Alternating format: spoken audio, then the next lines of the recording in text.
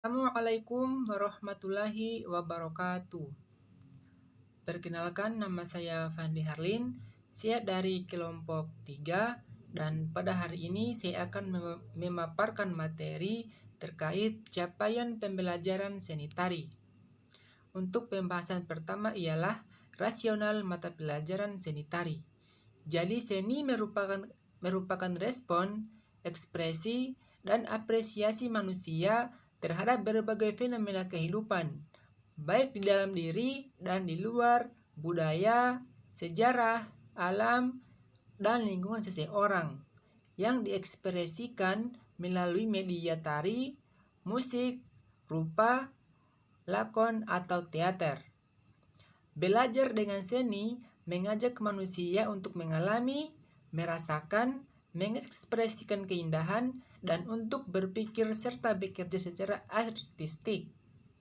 Sedangkan belajar tentang seni berfungsi untuk membangun manusia menjadi kreatif, memiliki apresiasi estetis, menghargai kebinekaan global, dan sejahtera secara psikologis. Kemudian, seni tari juga dapat membantu peserta didik memiliki kepekaan sosial dan estetis, mengembangkan sensitivitas, multi kecerdasan, kreativitas, dan nilai-nilai kehidupan, sehingga membentuk karakter serta kepribadian yang positif. Dari kedua pernyataan dari paragraf ini dapat disimpulkan bahwa pemikiran atau rasional mata pelajaran seni tari ini pada peserta didik itu berfokus pada tari, di mana peserta didik ini dapat mengekspresikan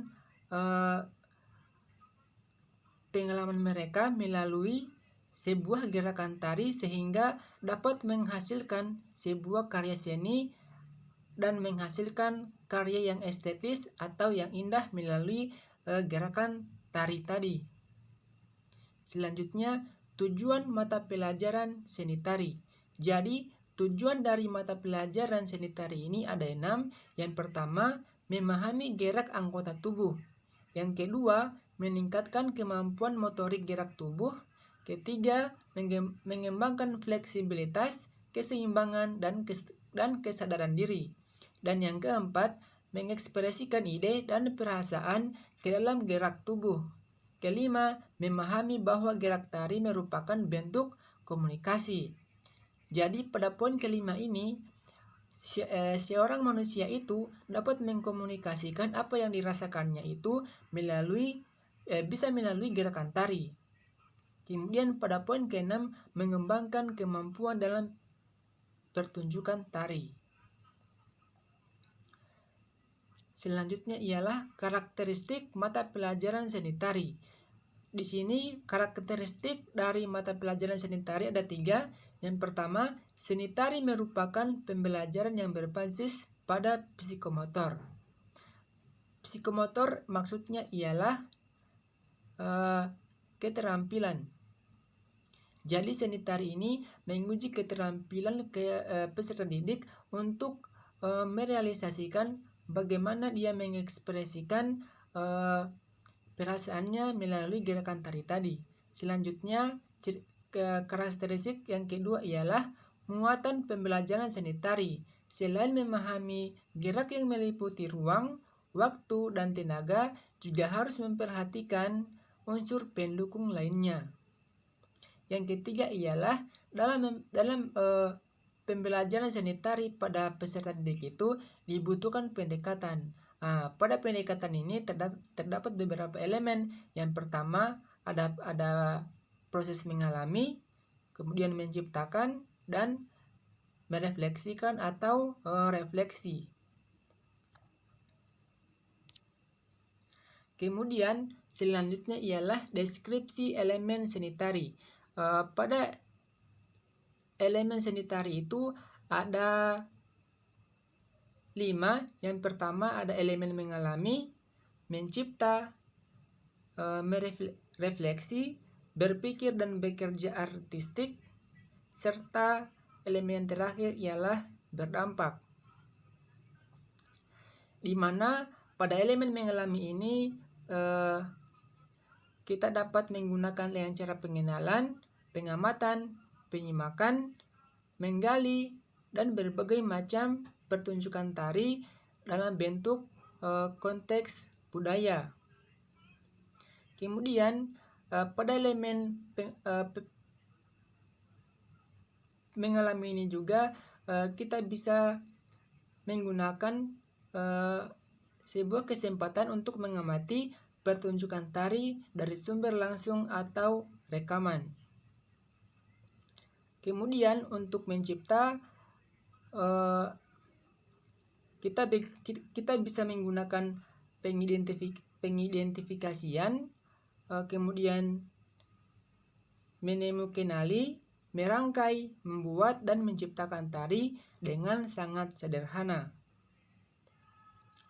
Pada elemen refleksi, kita bisa menggunakan dengan cara mengemukakan sebuah pendapat, kemudian menghargai, mengevaluasi hasil karya dari sebuah tari, akan tetapi berdasarkan pengalaman sesuai dengan kemampuan dari peserta didik tadi. Kemudian elemen yang keempat ialah berpikir dan bekerja artistik. Di sini peserta didik itu diarahkan untuk merancang, menata, mencipta ulang, menghasilkan, dan menunjukkan ide tari, baik secara individual maupun berkelompok dengan teman-teman seumuran mereka. Selanjutnya, elemen terakhir ialah berdampak. Jadi pada elemen berdampak ini diperlukan respon dari peserta didik atau keadaan di sekitar untuk dikomunikasikan dalam bentuk karya tari sehingga dapat mempengaruhi orang lain dan lingkungan sekitar.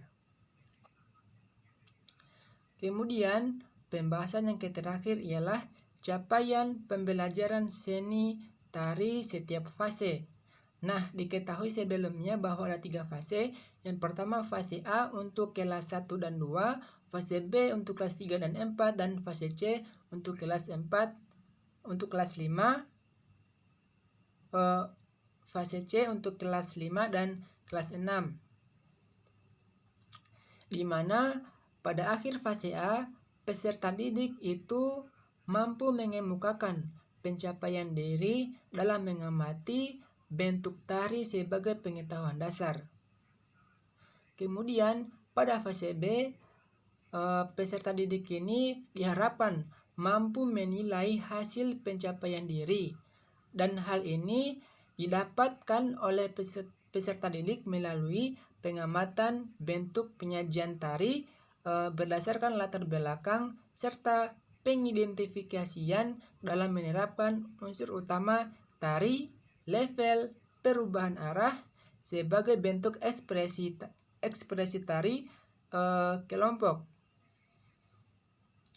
Kemudian fase C ini di mana peserta didiknya itu mampu menghargai hasil pencapaian karya tari baik dari teman sekelasnya ataupun tari dari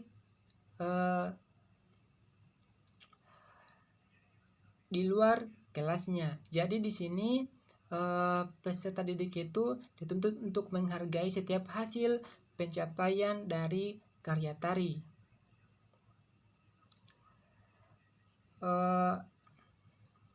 Sekian dari saya mengenai capaian materi pada karya seni tari. Lebih dan kurangnya mohon dimaafkan. Billahi taufik walhidayah. Assalamualaikum warahmatullahi wabarakatuh.